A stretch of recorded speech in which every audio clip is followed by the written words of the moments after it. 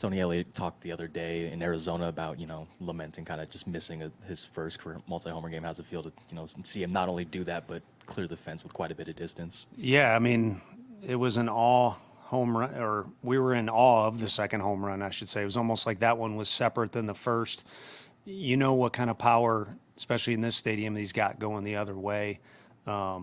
But that was kind of one that was, everybody was thunderstruck on that one. So, but it's always good. Anytime he does something positive, you're excited and happy because he's always happy. You guys are around him in the locker room and all those things. So, and said it, the day prior to him coming back and playing, he was in the locker room and you immediately just from the office could hear the chatter change a little bit. So a positive influence in a lot of different ways.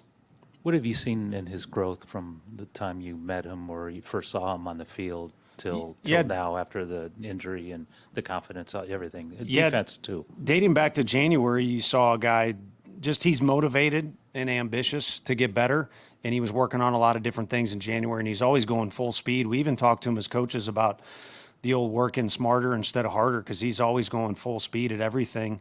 But I think that mentality or approach, whatever you want to call it, really helped him during that downtime because whether it was too much time, not enough time, the perfect amount of time during that period, he was relentlessly working. And I think he kind of surprised everybody at how quick he came back to full strength. And then when he came back, he just looks fresh and he looks strong. I mean, he's always been a strong dude because of how he utilized that time. I can't point to a specific thing, but he just looks fresh and he looks strong, and I'm not the only one that has said that, and it's showing up on the field. It's been a rough couple months-ish for Landon Roop, just 11 straight losses until now. What did you see differently with him today on the mound? Just relentless attacking of the strike zone. You don't want walks, but I mean, if you got to look at the big picture. You can't just say a guy walked 2-3 guys. Or if a guy had one walk, and the guy scores, you can't just blow that up. You got to look at the whole body of work when it's a starting pitcher because there's usually close to 100 pitches involved. And the one was a base open, and if I'm not mistaken, it was Vlad, which it kind of makes sense. You could see that.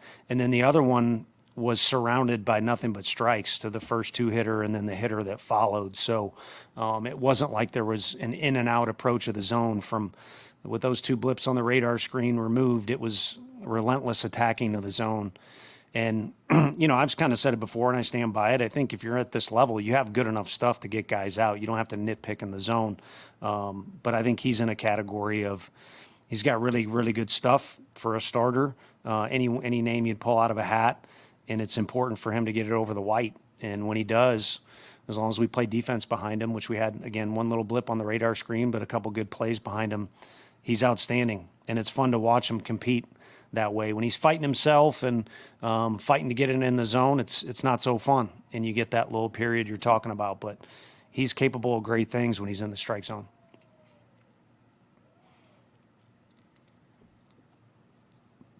What have you seen that sort of held him back, Tony? Is it that he's he doesn't seem like someone who's got a lot of fear or intimidation on the mound, so it's not like he's nibbling or afraid to throw it over the plate. Are you just seeing, has it been mechanical with him, or what's sort of been in his way to keep that from happening until now? I think anytime you're a sinker guy, and we've got a good amount of them on our team, that front side can be your best friend or your worst enemy. When it's closed off and you got good direction with your front side, that's when you get the extreme amount of movement. And when you run away from your arm with that front side, that could be the mechanical thing you're talking about. But I think the more direct answer, and smarter people in the locker room have said this, and I've added on, I agree. All of us, our strengths can be our greatest weakness too. And he is ultra, ultra competitive. I've still yet to shake his hand after that outing, which is kind of the norm after we pull a guy out of the game, reliever or starter. He would have, if you would have asked him to fist fight anybody on our team, even Ramos, he might have fist fought him to go back out there in the ninth inning. So that is how competitive he is. And sometimes I think if it's directed the wrong way, we've used Drew as an example, gets too fired up and it gets directed in the wrong way, it can work against you.